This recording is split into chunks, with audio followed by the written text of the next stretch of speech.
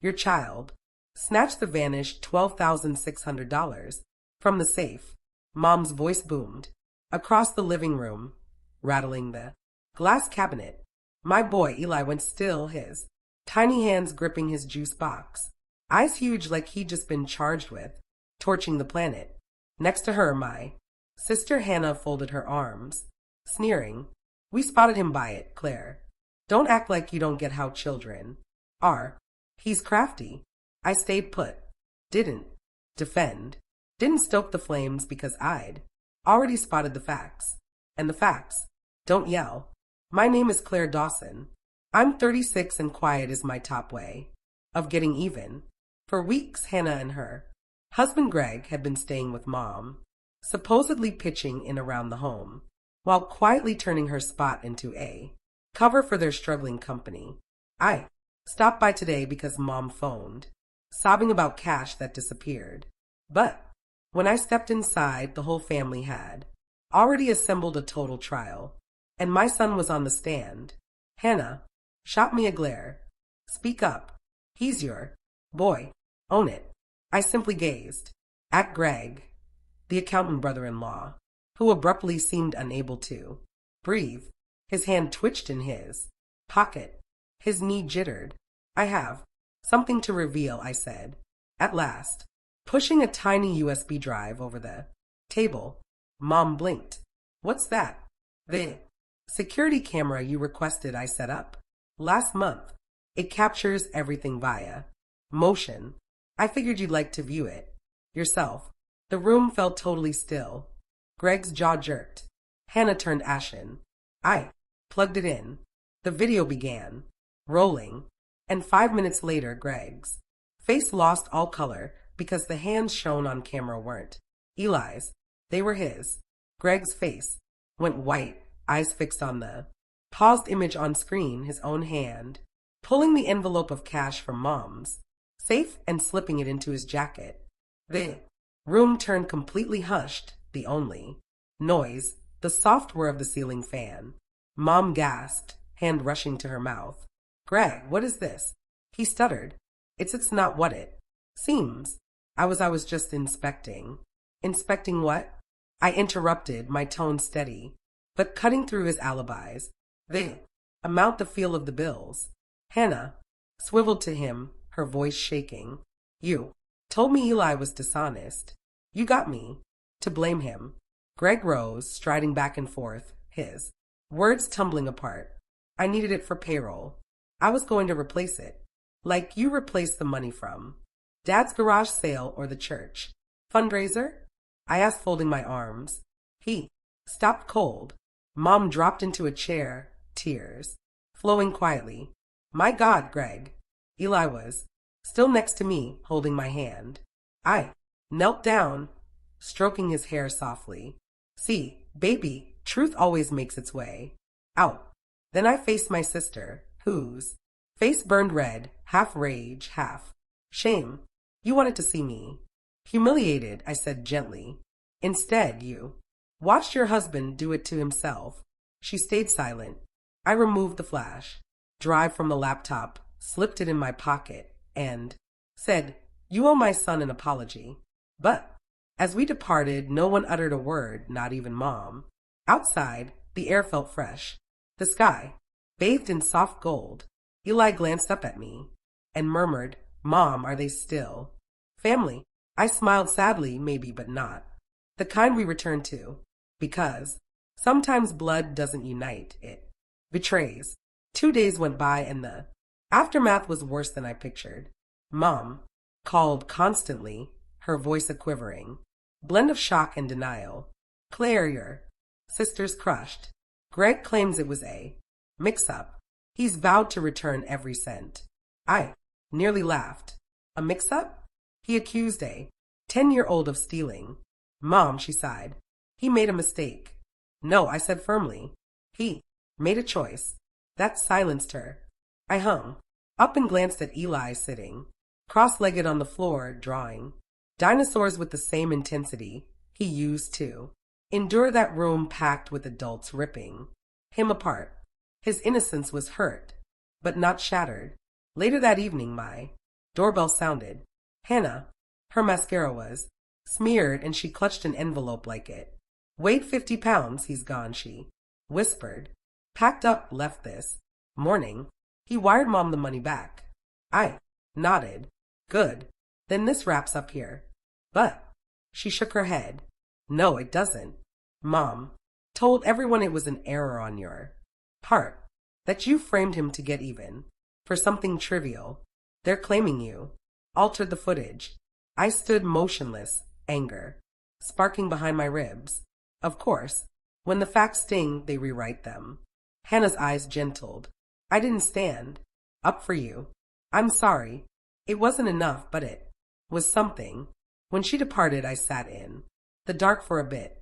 The drive still in my pocket. The facts they refused to face. And then I grasped something. Maybe I didn't need to prove my innocence to them anymore. Sometimes peace doesn't arrive from showing people wrong. It arrives from watching their falsehoods crumble under their own load.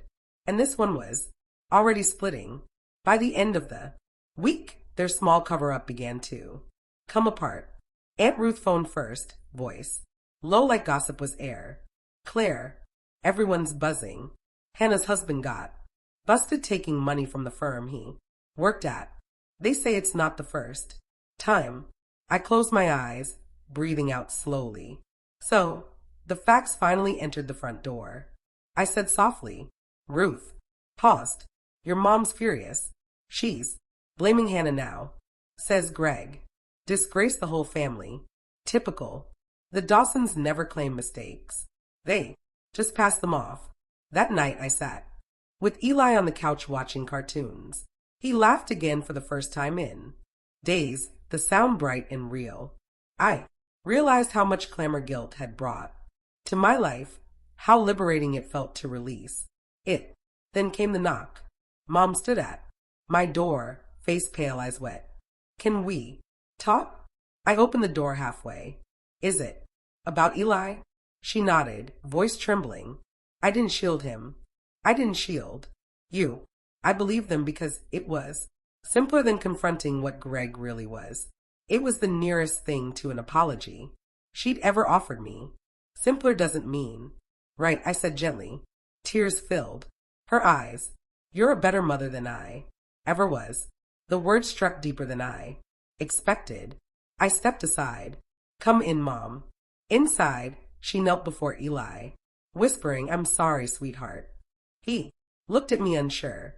I nodded and he hugged her, small arms forgiving faster than grown hearts ever could. As I watched them, I realized something quietly powerful. Forgiveness doesn't erase betrayal. It just means you've stopped letting it live rent-free inside you. And tonight, peace finally had a home again. The next morning, sunlight flooded into the kitchen like a reset button. Mom was sitting at the table, sipping coffee, her hands trembling slightly. For years, that same kitchen had been a courtroom. Her, the judge, me, the defendant. But today she looked smaller, human. I told Hannah everything, she said quietly, about the cameras, about Greg's history with money. She didn't take it well. I sighed. She won't. Not yet. Mom nodded. She said you humiliated her. I didn't. I said, setting down Eli's breakfast plate. Greg did. The facts just had better lighting. For a while we sat in silence. Eli hummed while stacking his pancakes, a little fortress of blueberries and syrup.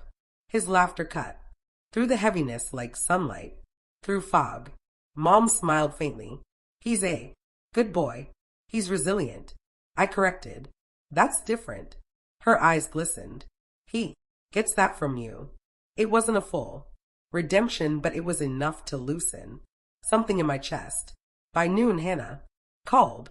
I didn't want to answer, but I did. Her voice was, he's gone for good. Claire took his things, left a note, saying I ruined him.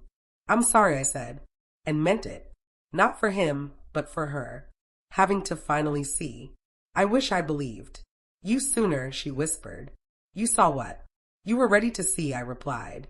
Now, you can start over without him without lies. She was quiet, then said, You.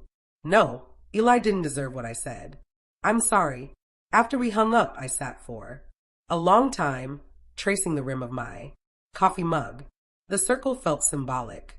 Pain, truth, healing, each looping back to the start until it became something new. Not revenge, not pity, just closure.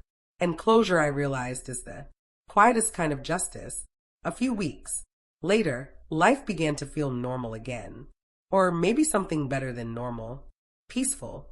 Eli was back to drawing superheroes on every surface he could find. Mom stopped calling every hour out of guilt, and Hannah moved into a small apartment near the lake. One afternoon, while Eli was at school, I dropped by Mom's house.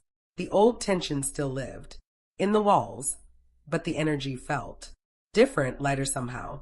On the dining table sat the old family photo, all of us smiling, frozen in a version of love that had long expired. Mom looked up from sorting bills. I've decided to sell the house, she said. Too many ghosts. I nodded. You'll be happier once you let it go. She smiled, faintly. That's something you've always been better at than me, letting go. As I helped her box up dishes, she paused. Do you ever think forgiveness makes us weak? I shook my head. No, I think pretending doesn't hurt makes us weak.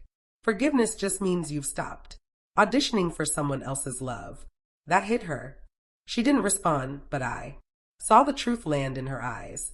Before leaving, she handed me a small velvet pouch. I found this in the drawer, she said. Dad's old watch. He wanted Eli to have it one day. I held it for a long time, feeling the weight not just of time, but of everything we'd survived. Outside, I watched the sun set over the porch where I'd been accused, judged, and betrayed. But this time I didn't feel bitterness, only gratitude that I'd walk through the fire and somehow come out steady. Maybe healing isn't loud. Maybe it's just standing where you once broke and realizing you're still here. Months rolled by, soft and uneventful. The kind of quiet that once felt foreign, but now felt like home. Eli thrived. His teachers called him brilliant and kind.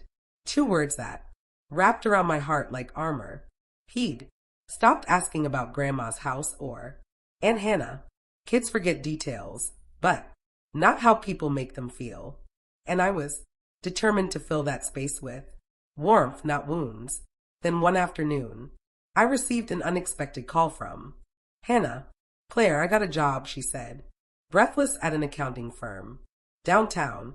I'm rebuilding. For a moment, I didn't know what to say. I'd spent years waiting for her to take accountability, and now she finally was. I'm proud of you, I said sincerely. Really? There was silence on the other end, then a shaky laugh. You mean that? Yeah, I said softly. It takes courage to start over. I know what that costs. She exhaled. I'm also in therapy. Mom goes, too. You started something, you know. You made us all look at ourselves. Her words hit harder than I expected. I wasn't chasing revenge anymore, but hearing that felt like justice. Anyway, that weekend we met at a small cafe by the lake.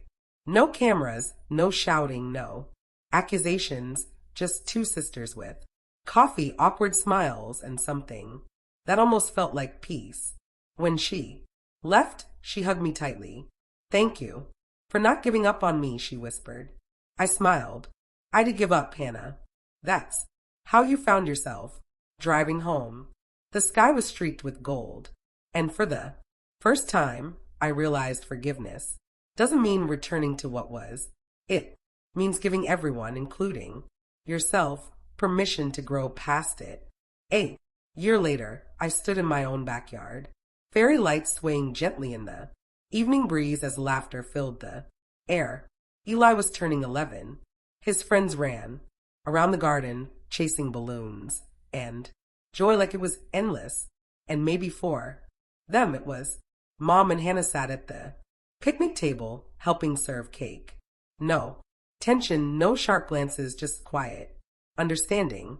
Healing had taken its time, but it had finally arrived in small human ways. As the candles flickered on Eli's cake, Mom whispered beside me, I never thought we'd be here again. Me neither, I said. But sometimes families rebuild, not because they forget, but because they finally remember who they should have protected. First, when Eli made his wish and blew out the candles, everyone clapped. I looked at him, the little boy who once stood accused, terrified and silent, now laughing so hard he couldn't breathe. That image alone made every wound worth it. Later, after the guests left and the lights dimmed, Hannah handed me an envelope. Inside was a check, not huge, but symbolic. For Eli's future, she said quietly. From me. From accountability. I smiled. You've already given him that. We hugged. No drama, no tears, just peace. That night, when the house fell silent, I stood by the window, watching the moon reflect off the same calm sky that once carried my storms. I whispered to myself, truth doesn't destroy families, lies do. And mine had finally stopped lying. The world outside was still. My heart for once matched it, because real revenge isn't in exposing others. It's in living a life so healed they can no longer recognize the person they tried to